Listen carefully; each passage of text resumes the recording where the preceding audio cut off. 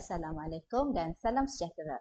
Hari ini kita akan belajar mata pelajaran Pendidikan Seni Visual bersama saya, Cikgu Sharifah Zakiah.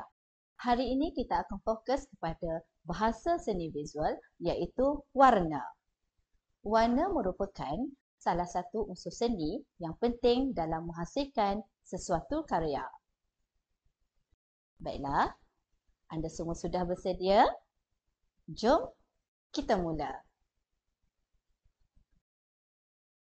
Hari ini kita akan belajar dua perkara, iaitu yang pertama kita akan belajar dan mengenal apa itu warna asas dan yang kedua kita akan belajar dan mengenal apa itu warna sekunder. Apa itu warna asas? Warna asas sangat istimewa. Kenapa? Warna asas ialah warna utama. Warna asas juga warna yang tidak boleh dibuat dari campuran warna lain. Warna asas juga boleh menghasilkan warna sekunder dan tertier. Untuk makluman kamu, warna asas ada 3 warna. Baiklah, mari kita lihat warna asas yang pertama. Warna apa ini? Warna merah. Okey, apa dia? Okey, warna merah. Bagus. Warna merah adalah warna yang berani dan menyelam.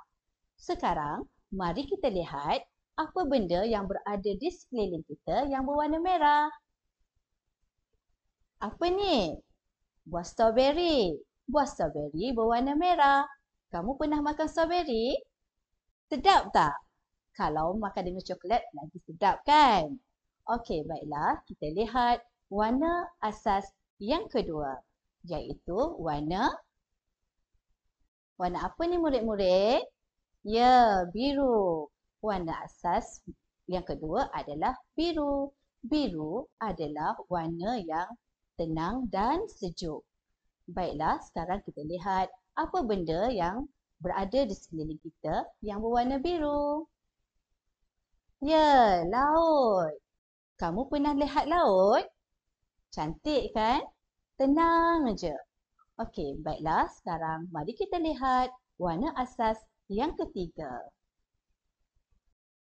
Apa ni? Ini adalah warna kuning. Warna asas yang ketiga adalah warna kuning. Apa dia murid-murid? Cuba ulang bersama cikgu. Kuning. Baiklah, warna kuning adalah warna yang ceria dan terang seperti matahari. Baiklah, sekarang mari kita lihat apa benda yang berada di sekeliling kita yang berwarna kuning? Ya, buah nanas. Buah nanas, buah yang berwarna kuning. Kamu pernah makan nanas? Buah nanas adalah buah yang sedap dan berkhasiat tau. Baiklah, sekarang mari kita uji minda. Berikut adalah warna asas kecuali warna apa ya? Ya, jawapannya adalah D. Hijau. Pandai kamu semua. Baiklah, sekarang mari kita pergi ke pembelajaran yang seterusnya. Apa itu warna sekunder?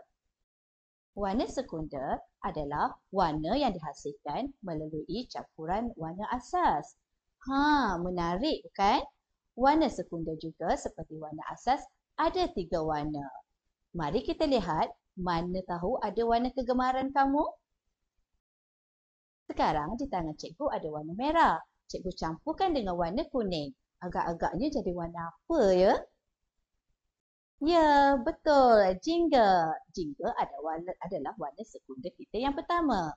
Mari kita lihat apa benda yang berada di sekeliling kita yang berwarna jingga. Ya, buah oren. Buah oren berwarna jingga. Warna jingga adalah warna yang ceria dan mempesonakan. Sekarang, mari kita lihat warna sekunder kita yang kedua.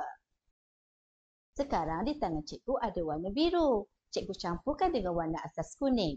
Agak-agaknya jadi warna apa ya? Ya, betul. Hijau. Pandai. Sekarang, mari kita lihat apa benda yang berada di sekeliling kita yang berwarna hijau. Ya, daun dan katak. Daun dan katak berwarna hijau. Hijau adalah warna yang sejuk dan menyegarkan. Kamu pernah lihat tak? Pernah pegang tak? Okey, baiklah sekarang mari kita lihat warna sekunder yang ketiga. Sekarang di tangan cikgu ada warna asas merah. Cikgu campurkan dengan warna asas biru. Agak-agaknya jadi warna apa? Ya, ungu. Pandai kamu semua. Baiklah, sekarang mari kita lihat apa benda yang berada di sekeliling kita yang berwarna ungu. Ya, ini adalah buah anggur. Buah anggur berwarna ungu. Kamu pernah makan anggur? Mesti sedap kan? Okay, baiklah, sekarang mari kita uji minda. Berikut adalah warna sekunder, kecuali ya, biru. Jawapannya adalah biru. Biru bukan warna sekunder. Biru adalah warna asas.